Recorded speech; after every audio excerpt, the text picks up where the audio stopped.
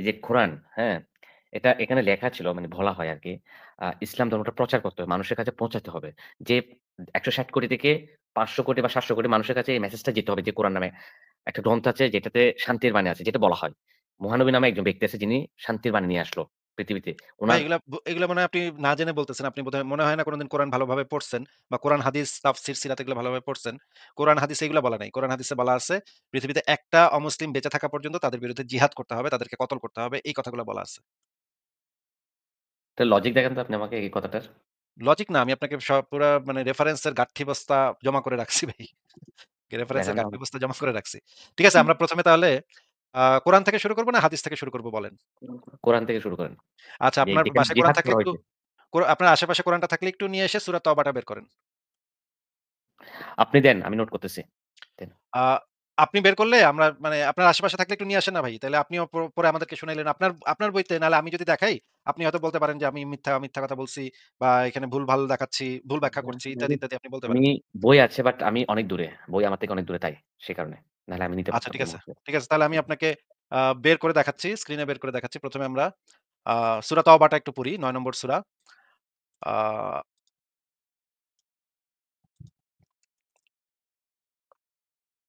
এটা কি একটু যদি পড়ে শোনাতেন আমাদেরকে? আচ্ছা, আল বায়ান ফাউন্ডেশনের অনুবাদটা সবচেয়ে ভালো। এখানে এটা একটু পড়েন তো ভাই। অতঃপর যখন নিষিদ্ধ মাসগুলো অতিবাহিত হয়ে যাবে, তখন তোমরা মুশরিকদের যেখানেই পাও হত্যা করো এবং তাদেরকে পাকড়াও করো, তাদেরকে অবরোধ করো এবং তাদের জন্য প্রতিটি ঘাঁটিতে বসে থাকো। তবে যদি তারা তাওবা করে এবং সালাত কায়েম করে আর যাকাত দেয়, তাহলে তাদের পথ ছেড়ে দাও। নিশ্চয়ই আল্লাহ বড়ই ক্ষমাশীল, পরম দয়ালু। আচ্ছা, একটু যদি আমাদের অর্থটা বুঝায় বলতেন এখানে কি বলা হচ্ছে? এখানে বলা হচ্ছে যে নিষিদ্ধ মাসগুলো অতিবাহিত হয়ে যাওয়ার পর যখন মুশরিকদের কাছে যাবেন তখন হত্যা করো এবং তাদেরকে মানে ধর-পাকড় করো, তাদেরকে পথ অবরোধ করো, তাদের জন্য বিভিন্ন ঝোপে-ঝাড়ে বসে থাকো, ঘাটিতে বসে থাকো এবং তারা যদি আপনার কথায় বিশ্বাস মানে ইসলাম ধর্মে না আসে, তাহলে তাদেরকে মেরে ফেলো। আচ্ছা। এটা আ এক কিন্তু কথায় আপনি তো আমাদেরকে শান্তির কি জানি কথা বলতেছিলেন। এখানে তো শান্তি আমার কাছে সেরকম শান্তি লাগতেছে না। একটু কেমন যেন একটু মনে হচ্ছে যেন কেমন যেন একটু ভয় দেখানোর মতো কিছু কথাবার্তা বলতেছে। আমার তো একটু ভয় লাগতেছে। আপনি একটু বলেন তো যে এই কথাটা যদি একজন হিন্দু আপনাকে বলে, অতঃপর নিষিদ্ধ মাসগুলো অতিবাহিত হয়ে যাবে তখন তোমরা মুসলিমদেরকে যেখানে পাও হত্যা করো এবং তাদেরকে পাকড়াও করো, তাদেরকে অবরোধ করো। এই কথাটা যদি একজন হিন্দু আপনাকে বলে মুশরিক বাদ দিয়ে যদি এখানে মুসলিম বসায় দেই, আর আল্লাহ বাদ দিয়ে যদি এখানে কৃষ্ণ বসায় দেই, আর সালাত বাদ দিয়ে যদি আমরা মানে পূজা বসায় দিই, তাইলে আপনার কাছে জিনিসটা কি ভালো লাগবে ভাই কথাটা শুনতে? অবশ্যই না। তাহলে তো আপনার কাছে তো শান্তি মনে হবে না কথাগুলো নাকি? না শান্তি মনে হবে না। তাহলে তো নবী আমাদের নবী তো বলা হয়েছিল যে আ ইসলামটা শান্তি ধর্ম, অন্য ধর্মের মানুষের কাছে মেসেজটা পাঠানো। হ্যাঁ? আচ্ছা। তারপর নবীর কথা এবার আমরা বের করে দেখাই। নবীর কথাটা আমরা একটু দেখি। নবী কি বলেছে সেটা আমরা একটু দেখি। হাদিস থেকে সহিহ হাদিস, এটা হচ্ছে তাহকিককৃত সহিহ হাদিস। আ এটা একটু আমাদেরকে যদি পড়ে শোনাইতেন ভাই, এখানে কি লেখা? যতক্ষণ পর্যন্ত মানুষ লা ইলাহা ইল্লাল্লাহ না বলবে, ততক্ষণ পর্যন্ত তাদের বিরুদ্ধে কিতাল করতে আমি আদেশপ্রাপ্ত হয়েছি। কথাটার মানে যদি একটু বুঝায় দিতেন অর্থটা। আমি কিতাল মানেটা মিনিং বুঝলাম না। কিতাল মানে কতল, কাতিলুন, কিতাল। মানে তরবারি, আচ্ছা, নাঙ্গা তরবারি হাতে নিয়ে আগায়া যাওয়া সামনের দিকে এবং সামনে যখন আপনি শত্রুদের পাবেন তখন কল্লা উড়ায় দিবেন এবং কল্লা উড়ায় দিতে সামনের দিকে আগাইতে থাকবেন। এটাকে কিতাল বলে। এখান থেকে কতল জিনিসটা এখান থেকে আসছে। বলেন। আচ্ছা। মানে এটা মানে হচ্ছে লা ইলাহা ইল্লাল্লাহু মুহাম্মাদুর রাসূলুল্লাহ এটা যদি না বলে তাদেরকে মেরে ফেলার কথা বলা হচ্ছে আরকি। মানে এটা আদেশপ্রাপ্ত ওয়াও! আল্লাহ থেকে আদেশপ্রাপ্ত হয়েছে। আল্লাহ কতক্ষণ পর্যন্ত এই কাজটা করতে হবে কতক্ষণ? যতক্ষণ পর্যন্ত এই লা ইলাহা ইল্লাল্লাহ মুহাম্মাদুর রাসূলুল্লাহ এটা যতক্ষণ না বলবে ততক্ষণ পর্যন্ত। কারা? মানে ৫ জন মানুষ নাকি ৩ জন মানুষ? কয়জন মানুষ? কয়জন মানুষের কথা বলা হয়েছে এখানে? যতক্ষণ পর্যন্ত মানে যত মানে ইসলাম ধর্মের বাইরে যত মানুষ আছে, ওরা ১ জন হোক, ১০ জন হোক, ৫০ জন হোক, যতজন হোক না কেন, যাদেরকে মেসেজটা দেওয়া হবে, তারা যদি এটা যতক্ষণ না বলে ততক্ষণ তাদেরকে কতল করতে বলছে। এটাই বলা হচ্ছে। ওয়াও! ফ্যান্টাস্টিক। আচ্ছা, এবার হাদিসটা আমরা পড়ি। পরিচ্ছদটা তো পড়লেন। এবার মূল হাদিসটা পড়েন একটু। আবু হুরায়রা থেকে পড়েন ভাই। আবু হুরায়রা রাদিয়াল্লাহু হতে বর্ণিত যে তিনি বলেন, রাসূলুল্লাহ সাল্লাল্লাহু আলাইহি ওয়াসাল্লাম এর মৃত্যুর পর আবু বকর রাদিয়াল্লাহু যখন খলিফা নির্বাচিত হন, তখন আরবের কিছু সংখ্যক লোক কাফির হয়ে যায়। উমার ইবনুল খাত্তাব আবু বকর রাদিয়াল্লাহুকে বললেন, "আপনি এদের বিরুদ্ধে কিভাবে অস্ত্র ধারণ করবেন?" অথচ রাসূলুল্লাহ সাল্লাল্লাহু আলাইহি ওয়াসাল্লাম বলেছেন, "মানুষ যে পর্যন্ত না আল্লাহ তাআলা ব্যতীত আর কোন প্রভু নেই, এ কথার স্বীকৃতি দিবে, সেই পর্যন্ত আমি তাদের বিরুদ্ধে যুদ্ধ করতে আদিষ্ট হয়েছি। আর যে ব্যক্তি বলল আল্লাহ ব্যতীত আর কোন প্রভু নেই। সে আমার থেকে তার মাল ও রক্ত জীবন রক্ত নিরাপদ করে নিল। আচ্ছা, এই মুহাম্মদের কথাটা একটু আমাদেরকে একটু ব্যাখ্যা করে বলেন তো এখানে কি বোঝানো হয়েছে? মাল ও রক্ত নিরাপদ করে নিল এই কথাটার মানে কি? আমি এটাই তো নিজে বুঝি না। আমি নিজে তো বুঝি না এটা। সে আমার থেকে মাল ও রক্ত নিরাপদ এটা করে নিল। মনে হয় স্পার্ম অ্যান্ড ব্লাড আছে ভাই। আহ আল্লাহ ব্যতীত আর কোন প্রভু মানে এটা আমি নিজে বুঝি। মানে আল্লাহ ব্যতীত আর কোন প্রভু নেই। এটা যতক্ষণ কোন ব্যক্তি স্বীকার করবে, তখন বুঝে যাবে মানে ওই সে ব্যক্তির নিরাপদ। সে নিরাপদ। ওর মাল, ওর জান-মাল নিরাপদ। এটা আর বোঝানো যদি হয়েছে। স্বীকার না করে, যদি এটা না বলে কেউ তখন কি করতে হবে? তাইলে আর এগুলো নিরাপদ না। নিরাপদ না তার মানে তাকে মেরে ফেলা। ওয়াও! অনেক শান্তি, শান্তি লাগতেছে তো। ভালোই তো শান্তি। ফারাজ ভাই আপনার কাছে তো অনেক শান্তি লাগতেছে নাকি ফারাজ ভাই? হ্যাঁ, গত ৩-৪ দিন ধরে তীব্র শান্তি। এত শান্তি যে শান্তির মধুসূদন দত্তে দাঁড়ানো যাচ্ছে না। শান্তি তো ভাই আমার তো খুব শান্তি, শান্তি ফিল হচ্ছে। আচ্ছা আসলেই আমার তো একটা কোয়েশ্চেন এত হচ্ছে শান্তি। এইটা কোরআনের কত নাম্বার সূরা? এটা তো আমি মানে কত নাম্বার পৃষ্ঠার মধ্যে আছে? আমি তো সেটাই তো বুঝতে পারতেছি না। এটা এই ধরনের কথা তো আপনাকে একটু আগে দেখিয়েছি সূরা তওবার ৫ নম্বর আয়াত। এখন যেটা দেখাচ্ছি সেটা হচ্ছে তিরমিজি শরীফের তাহকিককৃত ২৬০৭ নম্বর হাদিস। এটা একটা সহিহ হাদিস। এখন কি আমরা হাদিসের ব্যাখ্যাগুলোও কি আমরা পড়ব ভাই? আপনি চাইলে আমি সেগুলোও বের করতে পারি। সব আমার রেডি করা আছে। আমার টাইম লাগবে না বের করতে। হ্যাঁ, একটু বের করেন। আচ্ছা, তাহলে আমরা এই হাদিসটার আরেকটা ভার্সন আমরা একটু পড়ে নেই। এটাও আছে। এটাও আপনি দেখে নেন। হালকা চোখ বুলায় এত পড়তে হবে না। যদি দরকার হয় পরে মানে পজ দিয়ে ভিডিওটা পজ দিয়ে পড়ে দেখেন। আমি হালকা মানে বুলায়ে যাচ্ছি। এইটার ভিতরে এই হাদিসটা এটা হচ্ছে সহিহ মুসলিম ইসলামিক ফাউন্ডেশন থেকে প্রকাশিত ৩৭০ নম্বর হাদিস। এখানেও একটা কথা বলা আছে, যে সকল বিধর্মীর কাছে ইসলামের দাওয়াত পৌঁছেছে, পূর্ব ঘোষণা ব্যতীত তাদের বিরুদ্ধে আক্রমণ পরিচালনা বৈধ। এই কথাটার মানে কি বুঝতে পারতেছেন ভাই? হ্যাঁ, বুঝতে পারছি। মানে কি বলেন তো? আ যে সকল ইসলামের পৌঁছেছে হ্যাঁ, মানে যে সকল মানুষের কাছে অলরেডি ইসলামের মেসেজটা দেওয়া হলো ইসলাম ধর্ম গ্রহণ করার জন্য, যদি তারা ইসলাম ধর্ম গ্রহণ না করে ততক্ষণ পর্যন্ত তাদের উপর মানে অত্যাচার চালানো উচিত। এটা বলা হয়েছে। অত্যাচার মানে মানে চালালে অতর্কিতভাবে আক্রমণ পরিচালনাটা বৈধ। মানে মনে করেন তারা ঘুমায় আছে। পূর্ব কোনো ঘোষণা না দিয়েই মনে করেন তারা রাত্রে বেলা ঘুমায় আছে। রাইতের বেলা একেবারে চাট করে গিয়া তাদের উপর ঝাঁপায় পইড়া কল্লা ফালানো এগুলো একদম বৈধ নাকি? এটা তো আ মানবিক দিক দিয়ে চিন্তা করলে এটা তো ভালো কাজ না। মানে একটা মানুষ ঘুমায় আছে তার কোনো অপরাধ নাই। তাকে গিয়ে অতর্কিত হামলা করা এটা ও তো তাই নাকি? কি বলেন? ভাই, ও মানে ভাই আমার তো মানবতা বিরোধী কাজ করে ফেলাইছে? শিট! না, না ফারাজ ভাই এটা এটার ভিতরে নিশ্চয়ই এমন কোন ব্যাখ্যা আছে যে এই ব্যাখ্যাতে আমরা গেলে দেখতে পাবো যে কারো ঘটনা ব্যাখ্যা আসলে হ্যাঁ, উল্টা। সেটাই। আচ্ছা আমরা হাদিসটাই পড়ি না কেন? হাদিসটা যদি ভালো করে পড়ি তাইলে তো আমরা বুঝতে পারবো ব্যাখ্যাটা কি। আমাদের ভাই রাজ ভাই আপনি আমাদেরকে হাদিসটাই পড়ে শোনান। আমি নাফিকে এই কথা এখান থেকে পড়ে শোনান তাহলে। আমি নাফি খেয়ে এ কথা জানতে চেয়ে পত্র লিখলাম যে, যুদ্ধের পূর্বে বিধর্মীদের প্রতি দ্বীনের দাওয়াত দেওয়া প্রয়োজন কিনা? তিনি বলেন, তখন তিনি আমাকে লিখলেন যে, এই নিয়ম ইসলামের প্রারম্ভিক যুগে ছিল। রাসূলুল্লাহ সাল্লাল্লাহু আলাইহি ওয়াসাল্লাম বনু মুস্তালিকের উপর আক্রমণ করলেন এমত অবস্থায় যে, তারা অপ্রস্তুত ছিল। তাদের জানতে পারেনি। আচ্ছা, তাদের পশুদের পানি পান করানো হচ্ছিল। তখন তিনি তাদের যোদ্ধাদের হত্যা করলেন এবং অবশিষ্টদের বন্দী করলেন। এটা কি অবশিষ্ট কারা নবীকল্য? ছিল ভাই? অবশিষ্ট কারা ছিল ওরা? নারী শিশুরা। মানে আর নারী শিশুদেরকে বন্দী করলেন মানে কি ভাই? এই কথাটার মানে বুঝলাম না। নারী শিশুরা কি করছে? নারী শিশুদের আমার মতে মনে হচ্ছে নারী শিশুদের বন্দী করলে এখানে নারী শিশুরা তখন নিরস্ত্র ছিল কোনো এরা না শিশুরা হচ্ছে অবুঝ। এদের হাতে করে যুদ্ধ করার মতো ক্যাপাবিলিটি নেই। আর নারীরা তো এমনিতে অসহায়। তারা তো যুদ্ধ করতে পারবে না। তাদেরকে সেখানে বন্দী করে রেখে দিল। বন্দী করে রেখে এখানে কি কেউ করছে? কেউ যদি রেপ করে ফেলে, তাই না ভাই? তাদের তো একটা ও ইজ্জতের বিষয় আছে, তাই না? নিয়ম ফারাজ ভাই এখন পার্টিকুলার। তাইলে আমরা একটু দেখা দরকার যে এই মেয়েদের সাথে আসলে কি ঘটছিল? তাদেরকে কি না, কেউ আমি নিয়ম ব্যতীত একটু শুনি ভাই। নারীদেরকে বন্দী করার একটা কারণ হতে পারে না যে নারীদের যাদের স্বামী মানে যুদ্ধে মারা গেছে, ওই নারীরা একা থাকলে তো তারা রেপ হয়ে যাবে। এইজন্য বন্দী করার একটা রিজন হতে পারে না? নীরব ভাই? না এটা তো হতে পারে কোন নারী যদি সুন্দর হয়, তারপর যদি কুদৃষ্টি দিতেই পারে স্বাভাবিক। স্বামী নাই তাহলে হ্যাঁ, তো হ্যাঁ, তার হ্যাঁ। ও ইয়েস, ইয়েস। কুদৃষ্টি তাকে তো দিতে যে কেউ পারে। রেপ করে ও দিতে পারে। এইজন্য হয়তোবা নবী মোহাম্মদ তাদেরকে বন্দী করেছিলেন। জি, নবী আসেন ভাই রক্ষা আপনি করার বলেন জন্য তো দেখেন। মেয়েদের ইজ্জতটা রক্ষা করার জন্য নবী তাদেরকে বন্দী করল। নাকি ফারাজ ভাই? এটাই তো আপনি ও বলতে জি, জি, চাচ্ছেন। জি। আলহামদুলিল্লাহ, আলহামদুলিল্লাহ আচ্ছা, ভাই। তাহলে আমরা একটু দেখি যে এখানে আসলে ঘটনাটা এখন কি ঘটছিল সেটা আমরা একটু দেখে নেই। যে এই মেয়েদের সাথে আসলে কি ঘটছিল সেটাও আমাদের একটু দেখে আমরা আস্তে, আস্তে যাবো ওইদিকেও যাবো। সব আক্রমণাত্মক ইয়াই আমরা দেখাবো ভাই। আপনি টেনশন নিয়েন না। আমরা একটু দেখি যে এই ঘটনাটার পরে কি ঘটছিল এই হাদিস থেকে একটু আপনি আমাদেরকে একটু পড়ে শোনান তো ভাই, নীরব পাঠক ভাই, মানে রাজ ভাই। এখানে বলল যে ইস্তা ইস্তিবারার পর যুদ্ধবন্দিনীর সাথে সঙ্গম করা জায়েজ এবং তার স্বামী বর্তমান থাকলে সে বিবাহ বাতিল। এটার মানে কি? কার সাথে সঙ্গম করা জায়েজ ভাই?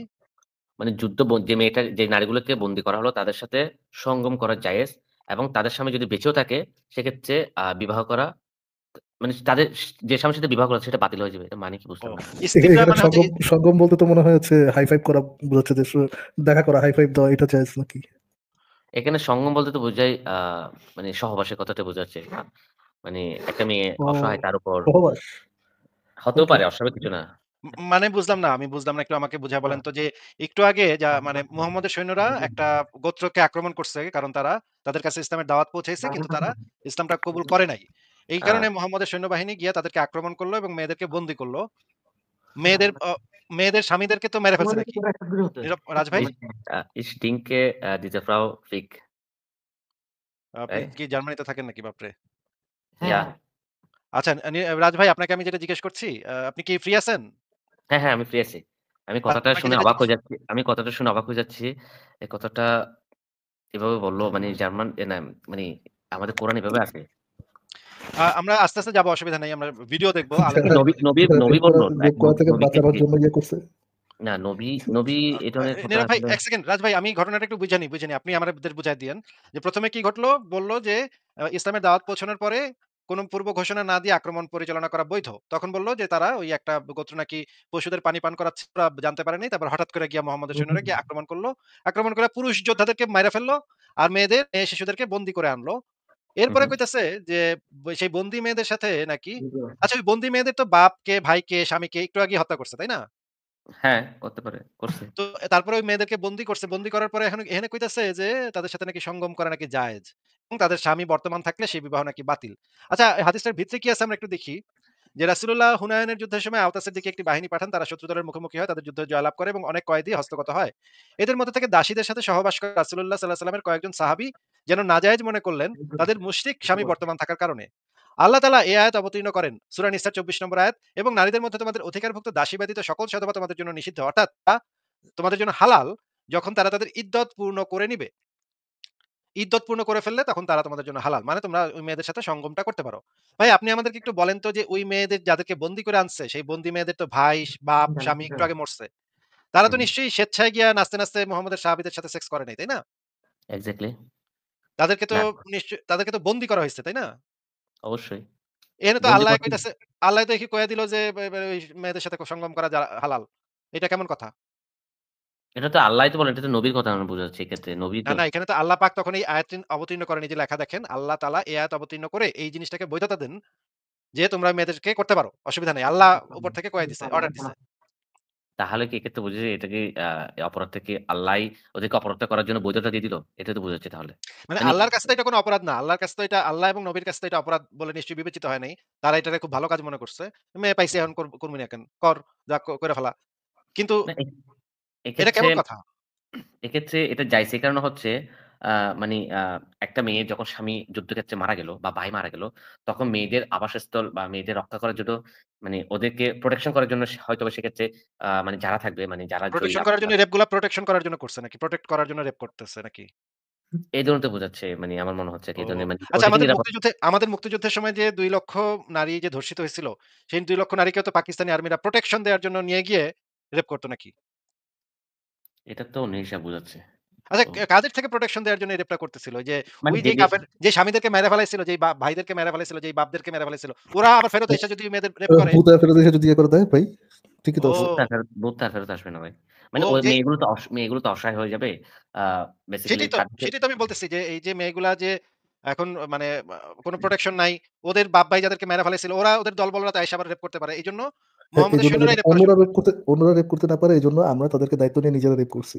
আমি ওয়াও, বুঝতে ওয়াও, ওয়াও! তাহলে আমি একটা কথা বলি, নবী কোরআনের মাধ্যমে মেসেজ গুলো দিয়ে গেল। তাহলে ভাই আসিফ ভাই, কালকে একটা কাজ করতে হচ্ছে, কোনো একটা ব্যাংক ডাকাতি করে বলতে হবে অন্য কেউ যেন ডাকাতি করতে না পারে, এজন্য আমি যাই ডাকাতি করে আসছি। মারাত্মক, মারাত্মক ফারাজ ভাই। ফারাজ ভাই আমরা একটু আলেমদের বক্তব্য শুনে নেই। কারণ হচ্ছে আমরাই তো হাদিস দেখাচ্ছি, কোরআনের আয়াত দেখাচ্ছি। আলেমরা এই বিষয়ে কি বলে এটাও তো একটু জেনে নেওয়া দরকার। আমরা একটা ভিডিও ছাড়ি একটু শোনেন, হ্যাঁ? ইসলামের দাসদের সাথে সহবাস নিয়ে নাস্তিকরা অনেক সমালোচনা করে, বিশেষ করে সূরা মুমিনের ৫০৬ নং আয়াত এবং কিছু হাদিস নিয়ে। যুদ্ধবন্দী ছেলেদেরকে কৃতদাস আর যুদ্ধবন্দী মেয়েদেরকে কৃতদাসী বলা হয়। ইসলাম এর আগে থেকে যে সিস্টেমটা প্রচলিত ছিল দাসদাসীর কথা, সেখানে বলা হয়েছে যে এরা যারা যুদ্ধ করে নিয়ে আসবেন, মেয়েরা তাদের কাছে অনেকটা স্ত্রীর মতো থাকবেন। এখানে আল্লাহ সুবহানাহু ওয়া তাআলা স্ত্রীর মতো থাকবেন বলতে বোঝানো হয়েছে যে একজন যোদ্ধা কথা প্রতিপক্ষের অনেক বন্দী মেয়েরা আসলো, তাদের মধ্যে কোনো একজন তার জন্য ফিক্সড হবে। একজন স্ত্রী তার যেমন ছিল, এই মেয়েটাও তার জন্য স্ত্রীর মতোই থাকবেন, তার সাথে শারীরিক সম্পর্ক করা যায় হবে। এর থেকে যদি কোনো সন্তান হয় তাহলে এই মেয়েটা মর্যাদার দিক থেকে আরেকটা উন্নীত হয়ে যাবেন এবং আচ্ছা আমরা দেখলাম যে এই কাজটা সম্পূর্ণ হালাল। আরেকটা ভিডিও দেখি আমরা যে মানে কি বলে আলেমরা কি বলে এই বিষয়ে দেখি। হলো স্ত্রী, আরেক হচ্ছে দাসী। দাসী কারা? বর্তমান সমাজে দাসী মালিক কেউ না, আমাদের কারো কাছে দাসী নাই। আমরা নিজেরাই নিজেদের তকদিরের মধ্যে আঘাত করেছি। এটা আমাদের মালিক হওয়ার একটা সাবাব ছিল, কিন্তু যে ওয়ে থেকে দাসীর মালিক হওয়া যেত আমরা সেই ওয়েটা রাস্তাটাকে বন্ধ করে দিয়েছি। এটা ছিল একমাত্র আল্লাহ সুবহানাহু ওয়া তাআলার পথে সংগ্রাম, জিহাদ করা। জিহাদের মাধ্যমে আমরা যদি পরাস্ত করতে পারতাম কাফেরদেরকে, তাহলে ওদের মহিলাদেরকে দাসী করে গ্রহণ করা যেত। আর এটা অনেক কল্যাণ আছে, এটা শুধু ভোগের কারণে গ্রহণ করতাম তা কিন্তু নয়। যেই সমস্ত মহিলারা এখন ফ্রিডম ভাবে চলাফেরা করতেছে, এরা যদি মুসলিমদের আন্ডারে চলে আসে, আল্লাহ সুবহানাহু ওয়া তাআলা এদেরকে দাসী বানিয়ে এদেরকে হত্যা করে দিতে আল্লাহ চাইলে বলতে পারতো যে এদেরকে হত্যা করো পুরুষদের মতো, কিন্তু কেন করেনি? আল্লাহ সুবহানাহু ওয়া তাআলা এদের উপরে দয়া করেছে, এরা দাসী হয়ে থাক, হতে পারে এই দাসী অবস্থায় ইসলাম গ্রহণ করে নেবে তোমাদের চরিত্র দেখে, না তো পেয়ে গেল, মুক্তি পেয়ে গেল। এটা বড় একটা রিজন ছিল। তো যাই হোক, নাস্তিকরা সবসময় ভিন্ন অ্যাঙ্গেল দিকে নেবে, কিন্তু আল্লাহ সুবহানাহু ওয়া তাআলার হিকমা বড় ব্যাপক। আল্লাহ সুবহানাহু ওয়া তাআলা বলছেন এই দাসী তোমাদের জন্য হালাল করা হলো, কিন্তু যেহেতু দাসী এখন আর নাই, এটা আবার যখন আমাদের তকদিরে আসবে তখন জায়েজ হবে। তো দাসী কারা এটা বলতে গিয়ে বলেছিলাম, দাসী কারা। আচ্ছা, মাশাআল্লাহ। আমাদের এই হুজুররা খুব সুন্দর করে ব্যাখ্যা করে দিল যে এটা কেন, ঘটনাটা কি আসলে কেন। তো নীরব, রাজ ভাই, আপনি তো বুঝতে পারলেন যে দাসীর সাথে ইসলামে যে বিবাহ ছাড়াই যে করা যায়, ক্রীতদাসী বা কেনা বা যুদ্ধবন্দী নারী। ভাই, আপনি হুম, কি হুম। মানে আন্তর্জাতিক মানবাধিকার আইন বা জেনেভা কনভেনশন গুলো কখনো পড়ছেন? না, আমার পড়া হয়নি। মানে আন্তর্জাতিক জেনেভা কনভেনশন অনুসারে একটা যুদ্ধবন্দী মানুষের সাথে কোন ধরনের টর্চার, রেপ, সেক্সুয়াল অ্যাবিউজ এগুলা যে করা সম্পূর্ণ নিষিদ্ধ এবং মানবতা বিরোধী অপরাধ। আন্তর্জাতিক আদালতে যে এটা এই রকমের কোন কাজ করলে মামলা হয়ে যায় এবং খুব ভয়ংকর অবস্থা হয়, এটা তো জানেন। হ্যাঁ, হ্যাঁ, এটা জানি, অবশ্যই জানি। তো ইসলামের বিধান তো আমরা দেখতেছি যে যুদ্ধবন্দী নারীদেরকে ধইরাই না, তাদের গনিমতের মাল হিসেবে তাদেরকে ভোগ করা, তাদেরকে তাদের সাথে সেক্স করা, রেপ করা আসলে। বন্দী মেয়েরা তো আর স্বেচ্ছায় তো আর করবে না। তাদের হুম, হুম, পরিবারকে মেরে ফেলাইছে একটু আগে, তারা নিশ্চয়ই স্বেচ্ছায় এই পুরুষদের সাথে হুম। সেক্স করতে লাফাইবেও না। এটা তো বোঝাই যায়। তো এই যে মানে রেপ, এই যে মানে যুদ্ধবন্দী নারীদের সাথে যে রেপটা হইতেছে, এটা তো ইসলামের একটা বিধান নাকি? এটা আমি বুঝতে পারতেছি না। এটা তো আসলে ইসলামে এই ধরনের মেসেজ দেওয়া, এটা তো নবী, তাহলে তো নবী বা আল্লাহর মাধ্যমে যে মেসেজটা দিল, তাহলে আপকামিং জেনারেশন এর জন্য তো এটা ভয়ংকর হয়ে যাবে। যারা এখন কোরআন হাদিস পড়তেছে তাদের, মানে বেসিক্যালি আমরা যারা পড়ছি আরকি, হ্যাঁ? তাহলে এই নিউজ, এই মেসেজ গুলো পেয়ে তো তাহলে অন্য অন্য ধর্মাবলম্বী যারা আছে বা অসহায় না, তাদেরকে তুলে এনে আ জায়েজ হয়ে যাবে তাহলে সেক্স করার বিষয়টা নিয়ে। এটা তো আমি বুঝতে পারতেছি না আসলে আমাদের জন্য এটা আচ্ছা, আপনি কি এটা আপকামিং জানেন যে জেনারেশন। আইসিস যখন এই যে সিরিয়াতে যখন ওরা করছিল, মানে কিছুটা ক্ষমতা পাইছিল, তখন যে ওরা বিভিন্ন খ্রিস্টান এবং মানে কুর্দিশ মেয়েদেরকে যে সেক্স স্লেভ হিসেবে বিক্রি হ্যাঁ, হ্যাঁ। করছিল, এটা কি জানেন? হ্যাঁ, হ্যাঁ, এটা জানি আমি। ওরা এটা এই যে জানি। এই কাজটা যে করল, এই কাজটা কি ইসলাম অনুসারে এই কাজটা কি হালাল ছিল নাকি হারাম ছিল বলে আপনার মনে হয়? ইসলাম অনুসারে এটা তো সম্পূর্ণ হালাল। তাহলে হালাল হইলে তো এটা তো ভালো, মানে তারা তো ইসলামের কাজ দিনের কাজ করছে নাকি? অবশ্যই দিনের কাজ। ওয়াও! অবশ্যই দিনের মেয়েদেরকে কাজ। মেয়েদেরকে $১০০ $২০০ দামে বিক্রি করা, বাচ্চা মেয়েদেরকে বিক্রি করা। এ এইটা ওহ! মানে আচ্ছা, এই ঘটনাটা যদি আপনার পরিবারের সাথে ঘটতো তাইলে আপনার কেমন লাগতো ভাই? এটা তো আমার সাথে হলে তো এটা কেমন লাগবে, মানে এটা তো আমি তো ওদেরকে মেরে ফেলবো। আর কাফের না, নারীদের সাথে যদি এই ঘটনা ঘটে তাহলে সেটা হালাল। ইসলাম অনুসারে সেটা অবশ্যই হালাল। যেটা আমাদের কোরআনে আল্লাহ রাসূল I've been just astonished to listen that actually because মানে আমার তো মাথা ঘুরাইতেছে ভাই। আচ্ছা, আমরা ওই জায়গায় ফেরত যাই যে ওই যে আক্রমণ করে যে তাদেরকে মানে কচুকাটা করতে হবে এবং তাদেরকে মারতে হবে। সেইটার কয়েকটা ভিডিও আমরা একটু দেখে নেই। আপনি তো যেহেতু জার্মানিতে থাকেন, ইংরেজিও বুঝবেন। আপনাকে একটা ভিডিও দেখাই, একটু দেখেন, হ্যাঁ? The other type of jihad is the one that everyone trying to hide. And it's called jihad al-talab. And this means that the jihad of pursuing, running after. And this jihad was at the time of the Prophet ﷺ. But this jihad cannot be accomplished, cannot take place unless the state of the Muslims is strong. If you don't have a strong Muslim country, who can they pursue or attack? No, stay where you are. Just try to fix yourself, enrich your people with Islamic knowledge and iman. Then you can go. And what is the reason behind such jihad? Number one, to call them to Islam. It is for da'wah. The jihad is only for da'wah. That is why when Muslims go and conquer the adjacent country, what do? We kill them all? No. The Prophet says the first thing you do is call them to Islam. If they accept it, leave them. Halas, they're Muslims. We go. We don't want your country. We don't want your land. We don't want your wealth.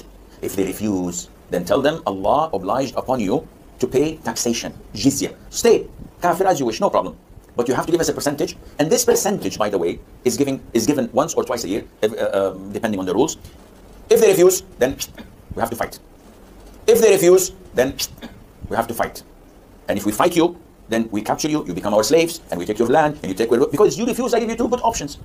This is the strength of Islam. But nowadays, forget this. Maybe in the coming 40, 50 years when the Muslims become strong, as they're supposed to be, and they are focused and Islamically oriented. Now we're not Islamically oriented. We are money oriented.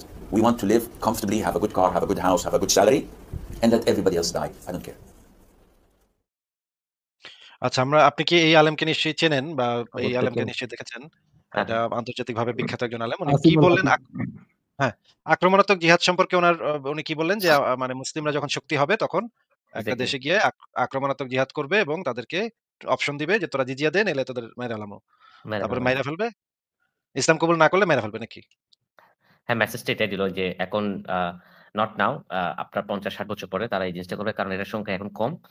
যখন এরা strong হবে, মানে আমরা যখন strong হব economically, মানুষের দিক দিয়ে, ইসলামিকলি তখন ওরিয়েন্টেড হবেন তখন হ্যাঁ, সে তখন যদি আক্রমণাত্মক কোনো হবে। কোনো দেশ বা কোনো ব্যক্তি যদি ইসলাম গ্রহণ না করে বা জিহাদ গ্রহণ করে, তাহলে তার উপর আমরা যেটা ইসলামিক ভাবে কতল করে ফেলবো। এটাই তো বোঝা যাচ্ছে। এটাই তো বলল উনি। আমি একটা ভিডিও দেখে আসিফ ভাই। Non-believer, a non-Muslim. Yeah. We hate him for the sake of Allah subhanahu wa ta'ala.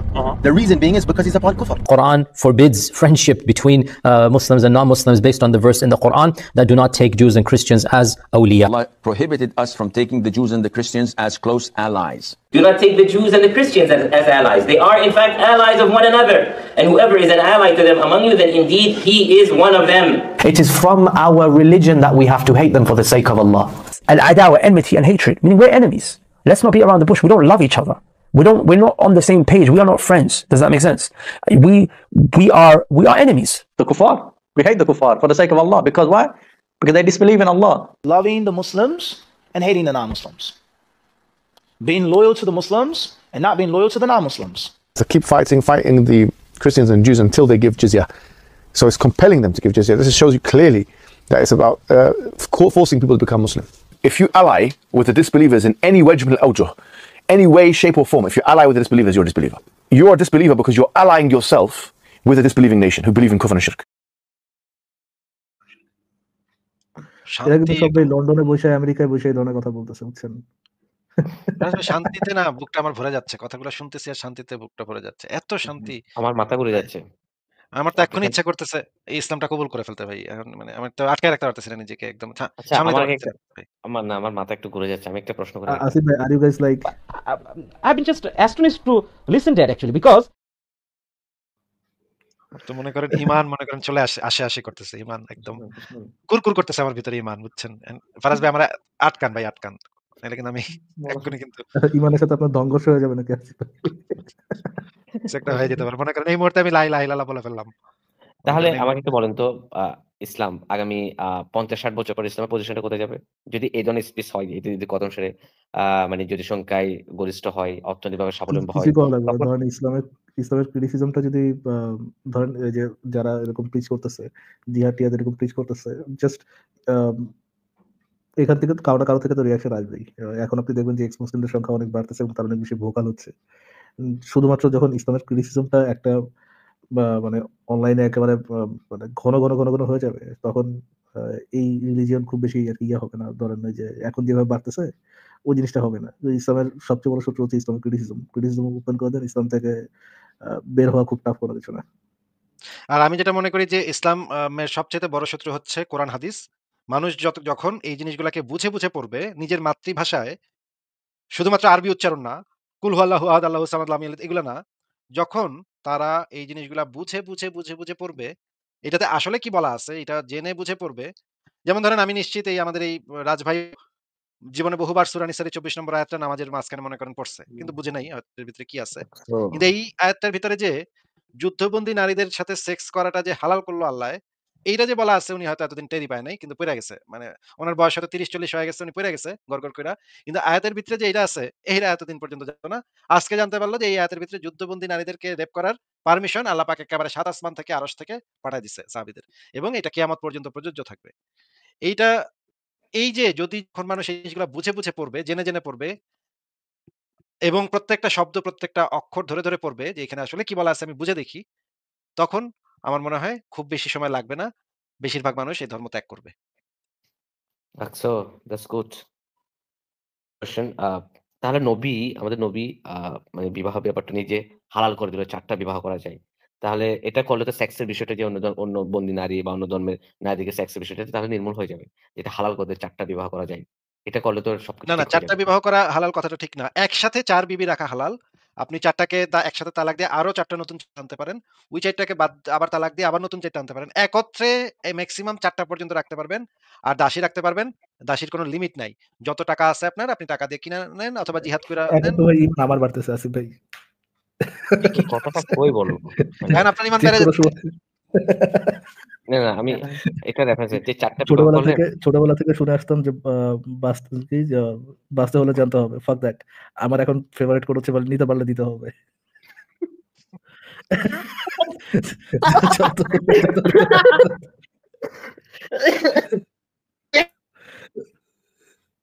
আচ্ছা। যতক্ষণ পর্যন্ত নিতে পারবে ততক্ষণ পর্যন্ত দেওয়া যাবে ভাই। আসিফ ভাই, আমি এই জিনিসটা একটু জানতে চাচ্ছি যে আপনি যে বললেন ৪ টা বিবাহ মানে একসাথে রাখার পরে এই ৪ টা বাদ দিয়ে আবার ৪ টা করা যায়।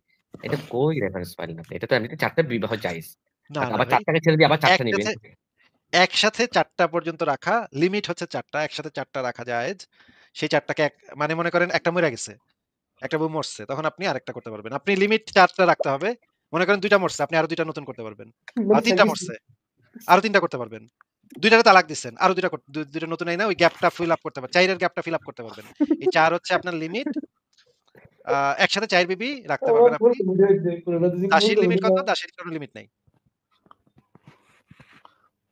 মানে এই অনুসারে তাহলে সৌদি আরব দুবাই যারা আছে তারা তো অনেক বিবি রাখে, তাদের তো প্রচুর টাকা। তো ৪ টা বিবি হাজার দাসী। তাদের জীবনটা আপনার সৌদি আরবে গেলেন কেন? আপনার নবী এবং নবীর সাহাবীদের জীবন দেখেন। কতগুলা বিবি আর দাসী ছিল সেটা দেখেন। মানে নবীর তো ১১ টা বিবি ছিল। ১১ টা, হ্যাঁ। নবীর ১১ টা তো বিবি ছিল। তাহলে নবী তো এটা তো দাসী ছিল কয়টা? দাসী ছিল না কয়টা?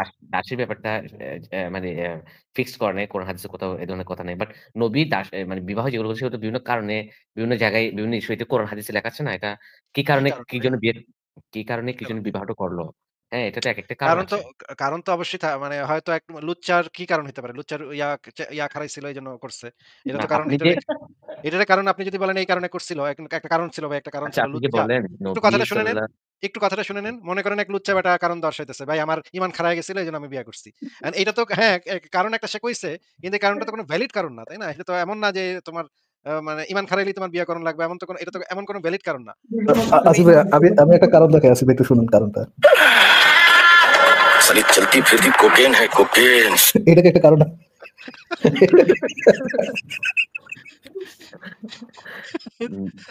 ভাই ঈমান যদি কয় বুইড়া চাচা যদি কয় আমার ঈমান খারাইছে আমি বিয়ে করছি। হ্যাঁ, সে কারণ একটা দর্শাইছে। কি একটা কারণে সে বিয়েটা করছে। কিন্তু কারণটা তো কোনো ভ্যালিড কারণ হলো না, তাই না? কারণটা তো ভ্যালিড হইতে হবে নাকি ভাই? তাহলে নবীকে তাহলে কি বিবাহের ব্যাপারটা নিয়ে কি তাহলে কি ভুল মেসেজ ছিল? আমি তো মাথায় কিছু ধরতেছে না এখন। ঈমান আচ্ছা, আমার আজকে সময় শেষ হয়ে গেছে ভাই। ফারাজ ভাই আপনি তাইলে মানে ওনার সাথে কথা বলেন। আমি তাইলে আজকে বিদায় নিই। না, আসিফ ভাই শেষ করে দেন। আমার একটু কাজ আছে, পড়াশোনা আছে। শেষ করে ঠিক দেন। আছে। আচ্ছা ভাই ঠিক তাইলে আছে। আজকে আমাদের তো শেষ করে দিতে হচ্ছে। আমি তো আজকে আর থাকতে পারবো না। অনেক টাইম একটু মানে বেশি টাইমই করে ফেলছি। আগামীতে আসলে আমাকে একটু যুক্ত করেন, হ্যাঁ? হ্যাঁ, ঠিক আছে। আগামীতে আপনাকে যুক্ত করব নি। ওকে। তাহলে ভালো এটা থাকবেন। শর্ত হচ্ছে জয় বাংলা বলতে হবে। ওকে, ঠিক আছে আসিফ ভাই, তাহলে আজকে আসি। হ্যাঁ, আপনাদের সাথে কথা বলে বেশ ভালো লাগলো। ঠিক আছে ভাই। ওকে। ঠিক আছে ভাই, ভালো থাকেন। আবার কথা হবে ভবিষ্যতে। তাহলে বিদায় জানাই। ফারাজ ভাই আপনিও বিদায় নিয়ে নেন। থ্যাংক ইউ আসিফ ভাই, সুযোগ দেওয়ার জন্য, মানে কথা বলার সুযোগ দেওয়ার জন্য ধন্যবাদ। এন্ড মোটামুটি স্মুথ একটা লাইভ ছিল, ভালো ছিল। এন্ড আশা করি নেক্সট লাইভ এর থেকে বেটার হবে। সবাইকে অনেক ধন্যবাদ লাইভটা দেখার জন্য। আজকে তাহলে এখানে শেষ করে দিচ্ছি। গুড নাইট সবাইকে।